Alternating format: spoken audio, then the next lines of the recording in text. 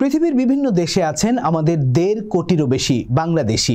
তার মধ্যে কোটি খানেক প্রবাসী আছেন মধ্যপ্রাচ্যের সেই সমস্ত দেশে যেখানে ইরানের সম্ভাব্য হামলার কারণে দেশগুলির বাসিন্দা আর নাগরিকদের নিরাপত্তা আর অর্থনৈতিক প্রভাব নিয়ে ভাবতে হচ্ছে। আচ্ছা, ধরা যাক মধ্যপ্রাচ্যে থাকা ১ কোটি রেমিটেন্স যোদ্ধার যদি দেশে ৪ জন করেও সদস্য থাকেন, তাহলে এই সব প্রবাসী ভাই বোনদের উপর প্রত্যক্ষ ও পরোক্ষ নির্ভরশীল কমপক্ষে ৪ থেকে ৫ কোটি মানুষ।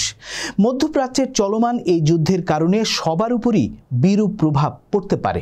কিন্তু কেমন হতে পারে এই যুদ্ধের প্রভাব? ইরান ইসরায়েল সংঘাতের ফলে বিশ্বজুড়ে খাদ্য, জ্বালানি ও নিত্য প্রয়োজনীয় পণ্যের দাম বাড়ার আশঙ্কা ক্রমেই জোরালো হচ্ছে। দুবাইয়ের গণমাধ্যম গালফ নিউজ লিখেছে, এই সংঘাতের কারণে শুধু মধ্যপ্রাচ্য নয়, বরং এশিয়া, ইউরোপ ও আমেরিকার সাধারণ মানুষের জীবনযাত্রায়ও বিরূপ প্রভাব পড়তে পারে। কেমন হবে তার প্রভাব? বিশেষজ্ঞদের মতে তেলের দাম প্রতি ব্যারেল $৯০ হলে বিশ্বব্যাপী মুদ্রাস্ফীতি 0.৫% পর্যন্ত বাড়তে পারে। আর তা যদি $১৪০ ছুঁয়ে ফেলে, তাহলে মুদ্রাস্ফীতি ১.৩% পর্যন্ত বেড়ে যেতে পারে। বিশ্বব্যাপী তেলের দাম বেড়ে গেলে খাদ্য উৎপাদন ও পরিবহন, বিদ্যুৎ আর গ্যাসের বিল বাড়বে। প্যাকেজিং ও শিল্প পণ্যের খরচে ধাক্কা লাগবে। বেশি দামে কিনতে হবে জিনিসপত্র। এই যে অতিরিক্ত খরচ, সেটা আসবে কোথা থেকে? যুদ্ধের এই সময়টায় প্রবাসে থাকা আমাদের রেমিটেন্স যোদ্ধাদের কি বেতন বেড়ে যাবে? তা তো হবার কথা নয়।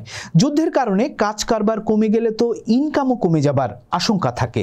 তাহলে প্রবাসে থাকা বাংলাদেশি বা তাদের দেশে থাকা পরিজন কিভাবে সামাল দেবেন বাড়তি খরচের ধাক্কা?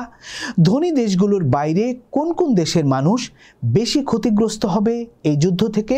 বাংলাদেশ, ভারত, পাকিস্তান সহ দক্ষিণ এশিয়ার দেশগুলো, যারা মূলত মিডল ইস্টের তেলের উপর নির্ভরশীল, তারা সবচেয়ে বেশি ক্ষতিগ্রস্ত হবে। জ্বালানি তেলের দাম বাড়লে খাবার দাবার, পরিবহন ও নির্মাণ খাতেও খরচ বেড়ে যাবে। এই পরিস্থিতি দীর্ঘস্থায়ী হলে এসব দেশের কেন্দ্রীয় ব্যাংকগুলো সুদের হার কমানোর বদলে বাড়াতে পারে, যার ফলে ঋণ, বাড়িঘর নির্মাণ ও ব্যবসায়িক বিনিয়োগের খরচ বেড়ে যেতে পারে। কিন্তু শুধু কি অর্থনৈতিক ধাক্কা?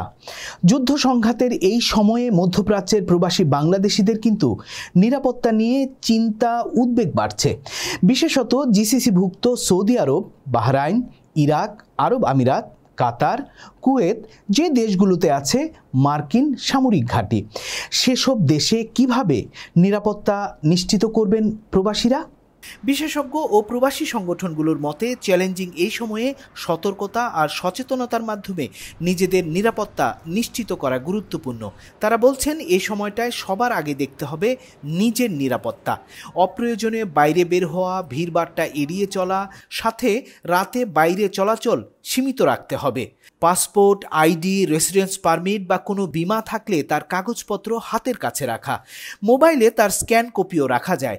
দূতাবাস বা দেশটির নিরাপত্তা নির্দেশনা মেনে চলা গুরুত্বপূর্ণ।